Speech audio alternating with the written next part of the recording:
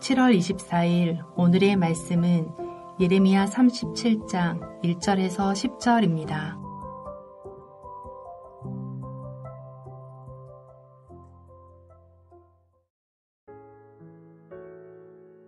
요시야의 아들 시드기야가 여호야김의 아들 고니야의 뒤를 이어 왕이 되었으니 이는 바벨론의 느부갓네살 왕이 그를 유다 땅의 왕으로 삼음이었더라. 그와 그의 신하와 그의 땅 백성이 여호와께서 선지자 예레미야에게 하신 말씀을 듣지 아니하니라. 시드기야 왕이 셀레마의 아들 여호갈과 마아세야의 아들 제사장 스바냐를 선지자 예레미야에게 보내 청하되 너는 우리를 위하여 우리 하나님 여호와께 기도하라 하였으니 그때에 예레미야가 갇히지 아니하였으므로 백성 가운데 출입하는 중이었더라. 바로의 군대가 애굽에서 나오매 예루살렘을 에워쌌던 갈대아인이 그 소문을 듣고 예루살렘에서 떠났더라. 여호와의 말씀이 선지자 예레미야에게 임하여 이르시되 이스라엘의 하나님 여호와께서 이와 같이 말씀하시니라. 너희를 보내어 내게 구하게 한 유다의 왕에게 아뢰라. 너희를 도우려고 나왔던 바로의 군대는 자기 땅 애굽으로 돌아가겠고 갈대아인이 다시 와서 이 성을 쳐서 빼앗아 불사르리라. 여호와께서 이와 같이 말씀하시니라.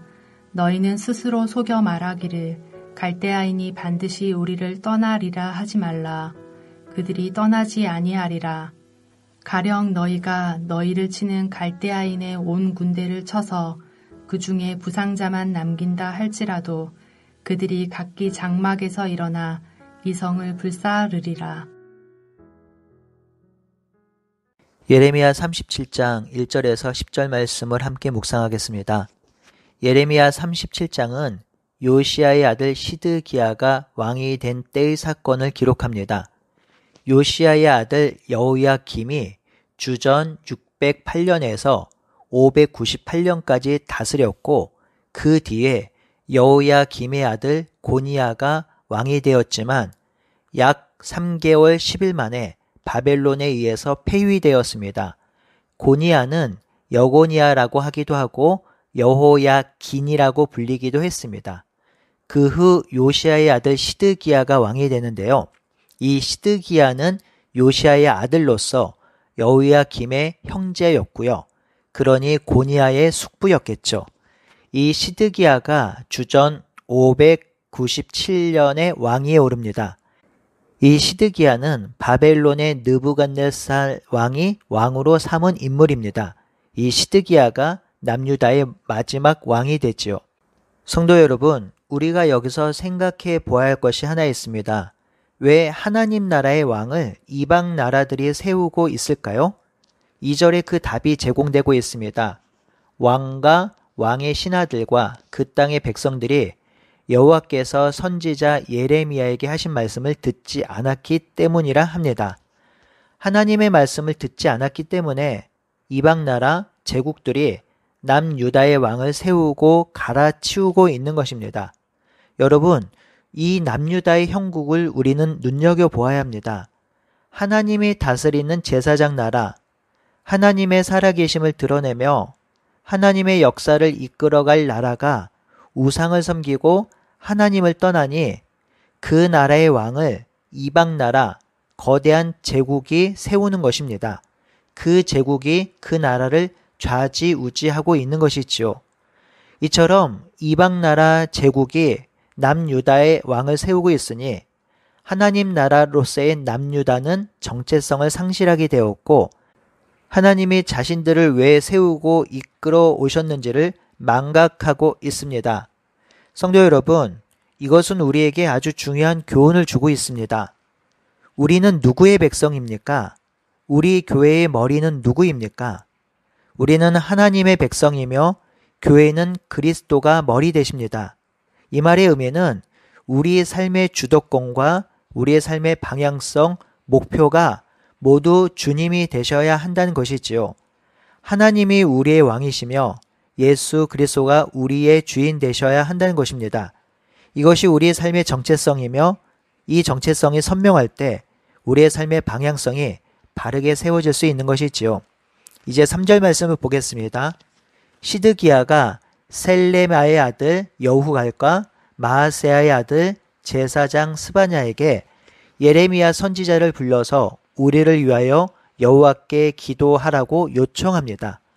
이때 예레미야의 상황을 4절에서 설명하는데요. 예레미야가 아직 갇히기 전이었다고 말합니다. 이런 설명을 하고 있는 이유는 예레미야의 상황을 설명하려는 의도가 있지만 또 하나의 의도는 시드기야의 기도 부탁 이후 예레미야의 상황이 바뀌었다는 것을 강조하려는 의도도 있습니다. 그렇다면 시드기야가 예레미야에게 어떤 기도 부탁을 했을까요? 5절에서 그 힌트를 얻을 수 있습니다. 바로의 군대가 애굽에서 나오매 예루살렘을 에워쌌던 갈대아인이 그 소문을 듣고 예루살렘을 떠났다고 하지요. 갈대아인은 바벨론 사람들입니다. 그러니 시드기야의 기도 부탁은 지금 바벨론 군대가 예루살렘을 떠났으니 남유다가 바벨론의 손에서 완전히 벗어나도록 기도 부탁을 했겠지요.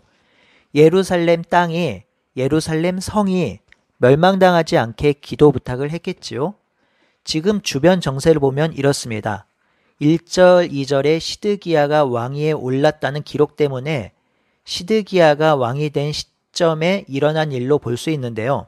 이 사건은 열왕기하 25장에 보면 588년에서 586년 사이에 일어난 사건입니다. 시드기야가 597년에 왕위에 올랐으니 왕위에 오른 지 10년이 지난 상황이죠. 이 기간 동안 예레미야는 바벨론에 의해서 남유다가 멸망당할 것이며 예루살렘 성이 황폐하게 될 것이라 예언하였습니다. 이 예레미야의 예언이 지금 실현되고 있습니다. 바벨론이 예루살렘을 포위하고 있었죠.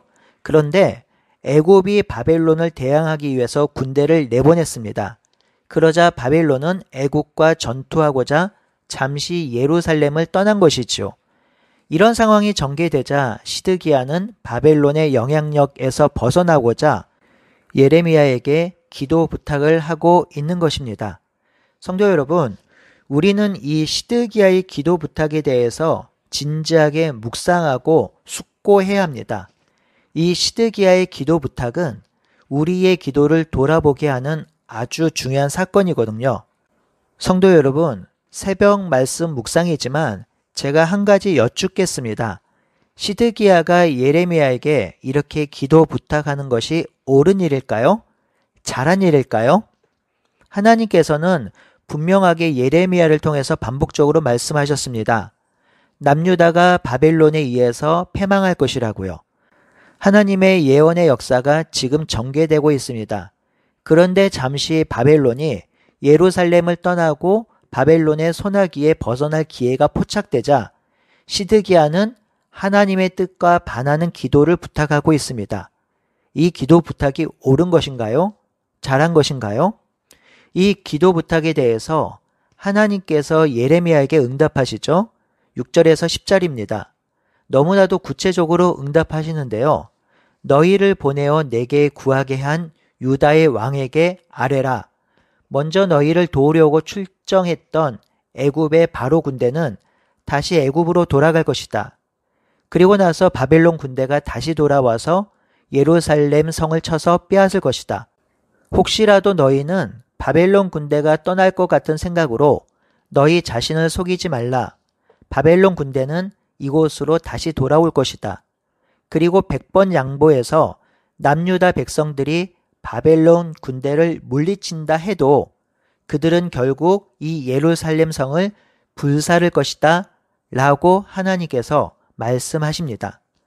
이런 관점에서 보면 시드기야가 예레미야에게 이러한 기도 부탁을 했다는 것은 결코 옳은 기도 부탁이 아닙니다. 바벨론의 침공은 남유다 백성이, 남유다 왕이 하나님을 떠났기 때문에 일어난 역사입니다. 그렇기에 바벨론이 자신들을 떠나기를 바랬다면 그들은 이 시기에 이러한 기도 부탁이 아니라 먼저 하나님을 떠난 것을 회개하고 돌이켜야 했던 것이지요. 하지만 시드기야와 그의 백성들은 그러하지 않았습니다. 2절에 보면 그들이 어떤 모습이었는지 선명하게 기록하지요. 그와 그의 신하와 그 땅의 백성이 여호와께서 선지자 예레미야에게 하신 말씀을 듣지 않았다고 정확히 기록합니다. 그 땅의 모든 백성은 하나님의 말씀을 듣지 않았습니다. 그런데 잠시 상황이 호전된 것 같으니 하나님의 뜻을 돌이켜달라고 기도 부탁을 하고 있는 것입니다. 이러한 그들의 행동이 옳은 것인가요? 이러한 기도가 바른 것입니까? 성도 여러분, 언제나 기도하는 것은 옳습니다.